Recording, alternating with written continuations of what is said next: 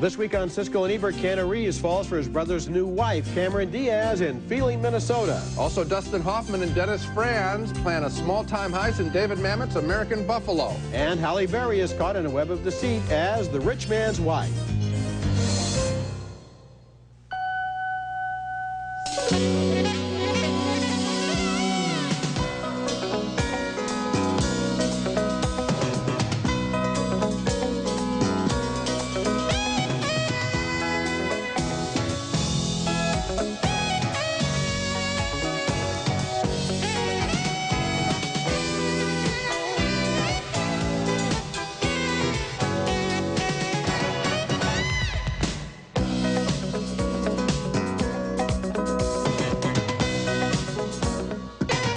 What was this thing with the kid? I mean, is it anything, No, it's nothing. Yeah, it's what? You know, it's just some guy we spotted. Yeah, some guy. Yeah. Some guy. Yeah. A junk store owner and a small-time hoodlum begin a conversation that will take the rest of the day and most of the night in David Mamet's American Buffalo, starring Dustin Hoffman as Teach and Dennis Franz as Donnie, his would-be partner in crime. I'm Gene Siskel of the Chicago Tribune. And I'm Roger Ebert of the Chicago Sun-Times. American Buffalo is one of the best-known plays by David Mamet, who deals in the way that everyday speech sometimes reveals and sometimes conceals what his characters are really thinking. Almost always, he deals with people on the margins of respectability. And in American Buffalo, his characters hang around Donnie's junk shop, talking at first about things that are far from what's really on their minds. What do you think a 1929 S Lincoln head penny with the wheat on the back is worth? We got to know what condition we're talking about. Okay, what condition? Any of them. You tell me. Well, pick one. Okay. I'm going to pick an easy one. Excellent condition. 1929 S. It's worth about $36. No. More? Well, guess. It turns out they're considering stealing a coin collection, and there's talk about a man named Fletch who might be able to go along on the job. I want some depth. You want depth on the team? Yes, I do. So you bring in Fletch? Yes. Because I don't play games with you. We just might need him. We won't. We might Teach. We don't need this guy, Don. We don't need him. What? You're calling him? When Fletch doesn't show up, Teach begins to worry that Donnie may want his young helper, Bobby, to go along on the job. I need some money. What do you need? I want to sell my buffalo nickel. I'll buy it myself. How much you want for it? $50. You're out of your mind. Look, here's the thing. Get lost, okay? It's worth more than that. How the you know that? Well, I think it is. Okay. That's Sean Nelson from Fresh as Bobby. I've seen American Buffalo several times on the stage, including once in London with Al Pacino playing Teach. It's a great play, but as a movie, somehow it never works. Unlike Glengarry Glen Ross, another movie of a Mamet play, this one doesn't come alive. I think maybe Dustin Hoffman is too serious about the material.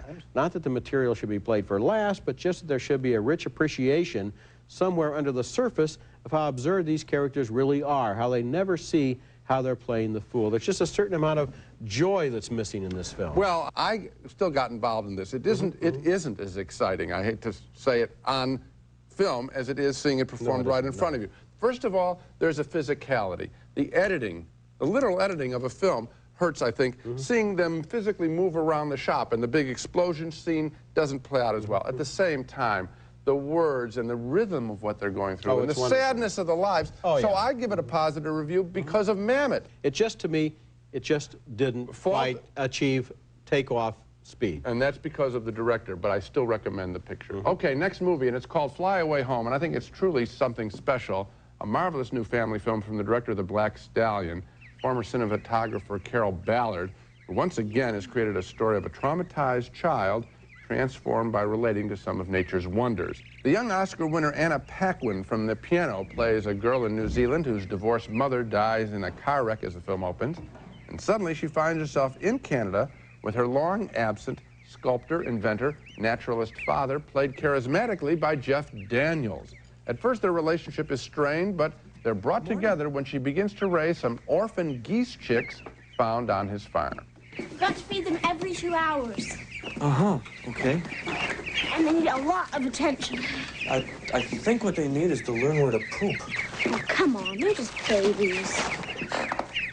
Amy, look, I don't, they're not going to be able to stay in the house. If you put put them outside, then owls and cats and stuff will get them and they'll die. Okay, well, yeah.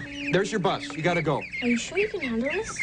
Yes, I'm sure. Okay, go to school. Go now. The geese become really attracted to her. They think she's their mother. Hey, you guys. Hey.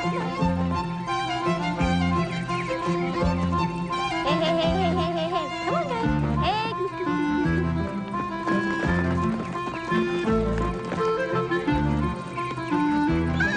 The geese must migrate, but how will they know the way? Well, according to the books, I've been doing a lot of reading. They learn the landscape on the way down by following their parents. And then in the following spring, they come back by the same route, the same exact route, but to the same place, which for us is right out there on the front porch. Our problem is that your birds, they don't have anybody to show them the way.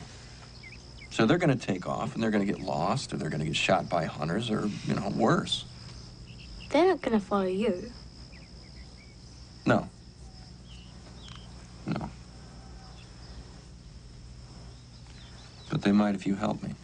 Fly Away Home takes a lot of chances, and it wins most of them in a story with a lot of heart and unsurpassed visuals contributed by the cinematographer Caleb Deschanel. You've got two great cinematographers working here together, and they've made a gorgeous-looking film. Anna Paquin also proves, I think, that she's a genuine talent, not just another child actor. And Jeff Daniels is a revelation after some fallow years.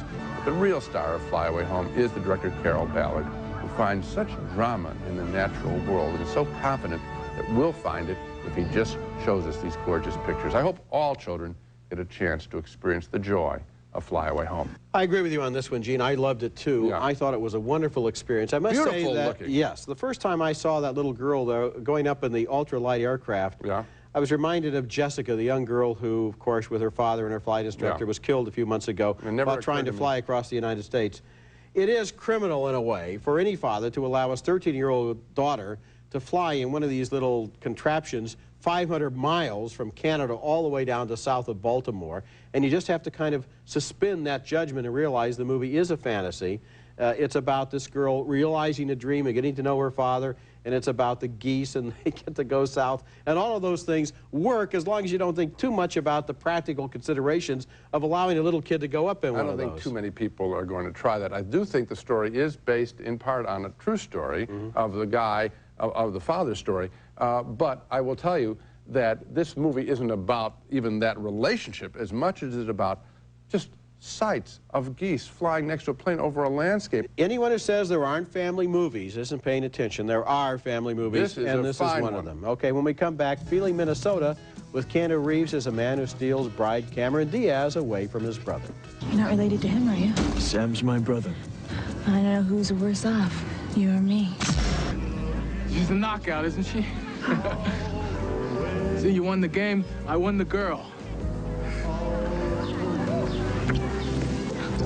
Cameron Diaz is the reluctant bride there at her own wedding when she meets Keanu Reeves, her new husband's brother, in Feeling, Minnesota.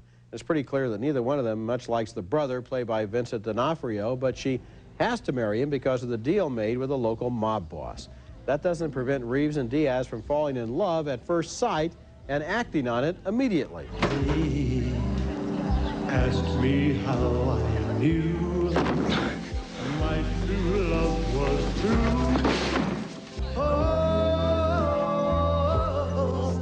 The two of them run away together, but their prospects are grim. It's like if I close my eyes, I can see us in Vegas, lying by a pool with water in it. Meanwhile, D'Onofrio gets in trouble with his boss, played by Delroy Lindo. Yeah, I'm in kind of a fix, you know?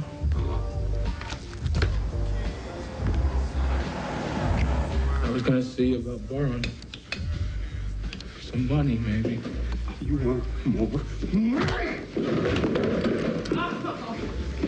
You think you can with my books and I won't find out? A plot like this is totally the creation of the movies, and as a movie plot, I sort of enjoyed it. Cameron Diaz, in one role after another, shows that she has many more dimensions than the sex bomb she played in her first big role in The Mask. Here she's sexy, funny, and vulnerable, and has good chemistry with Keanu Reeves. And Vincent D'Onofrio is both menacing and kind of helpless as the brother who wants to control everything and can't even get a smile from his bride at his own wedding. Feeling Minnesota has a nice, fabricated, nitty-gritty feel to it, and I sort of liked it. And I sort of liked it, too, just at that level. And I think it works because we know that there are these kind of brother relationships out there in the world, and these are two very good actors. Vincent D'Onofrio is somebody that I followed for a long time, ever since Full Metal Jacket, where he played that big, hulking, overweight. This is a guy who can transform himself. He's a wonderful actor. He's a great utility actor. I think you'd want to plug him into every movie, almost. And he is getting a lot of work. And Cameron Diaz and Keanu Reeves are simply two very charismatic, attractive young players, and so you want to see them pursue their relationship any way it's going to play out.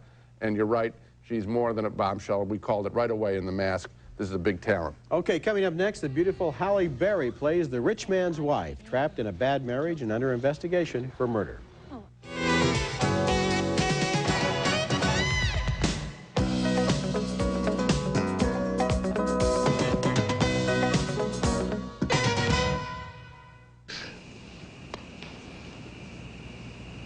You're the only good thing that ever happened to me. That's Halle Berry playing the title character in The Rich Man's Wife, a stupid thriller that's part rape fantasy and part idiotic mystery. Berry plays a beautiful woman trapped in a bad marriage to a philandering workaholic played by Christopher McDonald. We can't believe them as a couple, even a quarreling one. I would love to put the ways we hurt each other behind us and just wipe the slate. You think that's possible? So they take a vacation, but when he has to leave for work, she finds herself drawing the advantages of a creepy local guy played by Peter Green. Leave.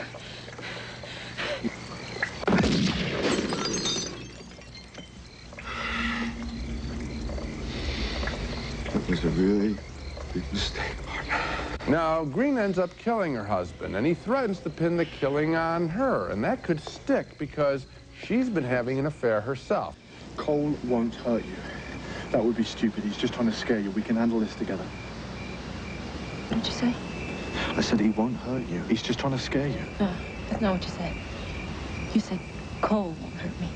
Well, what's the difference?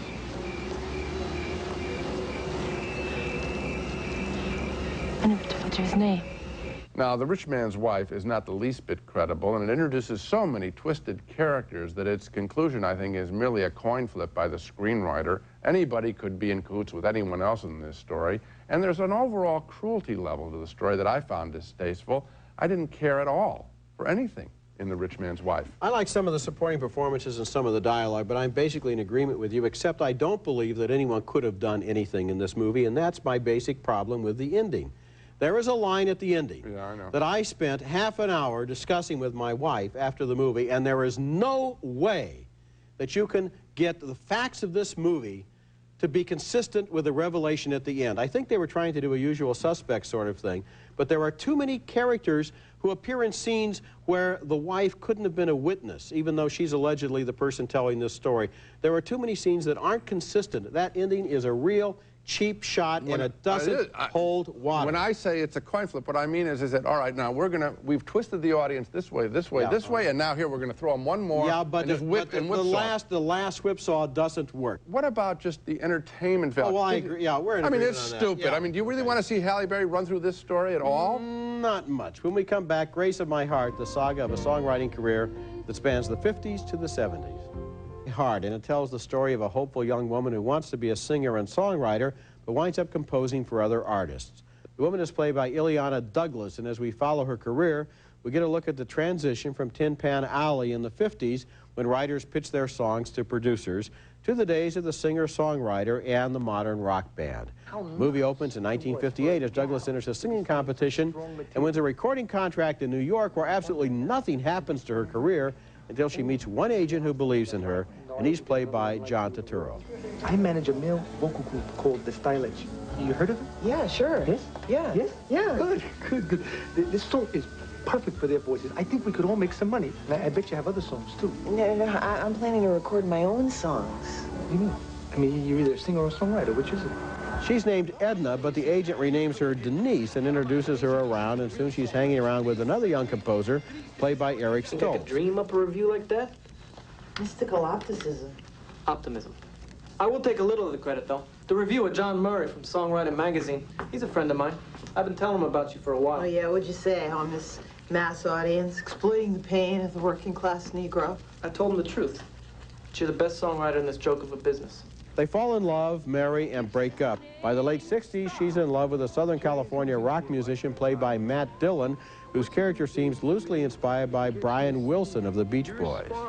I got a job today. You got a job? Uh-huh. Job? Really? Doing what? Well, you see, Cheryl's friends with a producer, and I'm going to be doing the only thing I know how to do. I'm going to be writing songs. It's not the only thing you know how to do. You're an artist. You know, it's a strange thing about Grace of My Heart. It starts out absolutely fascinating, and Ileana Douglas wins our sympathy, and there are a lot of insights into how pop music became rock and roll.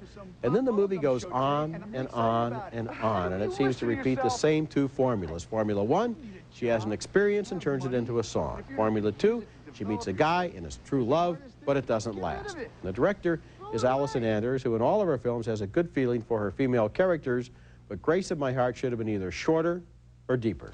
Well, I liked it as much as it was, which is a sort of travelogue through American music for approximately 20 years. It's about pop music, and it's a pop film in that way. And I like the characters. I guess it's the character she's most like is Carole King, I suppose.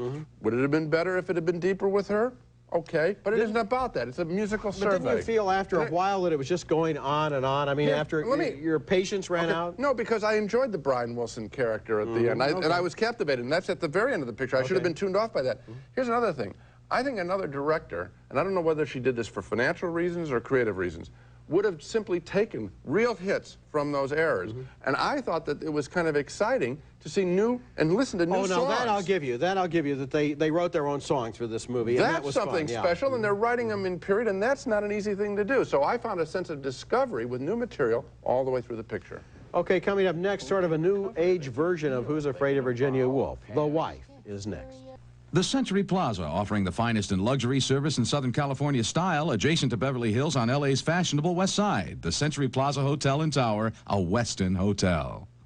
Our next film is a strange little four-character play called The Wife, and I think it bears comparison with the Edward Albee classic Who's Afraid of Virginia Woolf. It's not that good, to be sure, but it is about two couples who go bump in one long liquor-filled night, quarreling with each other and within themselves. The story takes place in the country house of a couple of new-age psychoanalysts played by the film's writer-director Tom Noonan, with the always fragile Julie Hagerty as his suffering wife. Late one night, they receive some unexpected guests, a couple that includes a patient. What are you gonna do? What? Be quiet. What? Will you shut up? No! No! No! No! What's going on? No, nothing. Nothing. I mean, we were just out shopping, and you know, I always talk about you two so much, so I wanted to show Arlie the house. Then the car stalled. Hi, I'm Wifey. That's Wallace Shawn as the meek client who has a sex-pot wife played by Karen Young. Each character gets a big scene of revelation as the evening, like Virginia Woolf, turns into a game of get the guess.